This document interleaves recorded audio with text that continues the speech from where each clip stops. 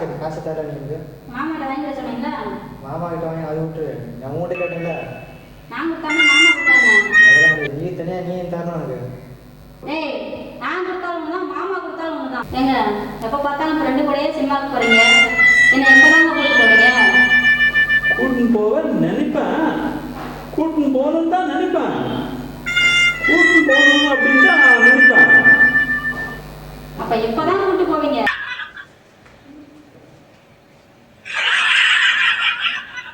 அக்கா நேற்று ஒரு நைட்டு புதுப்படம் வந்ததுக்கா, அதை போய் நான் பார்க்கணும்.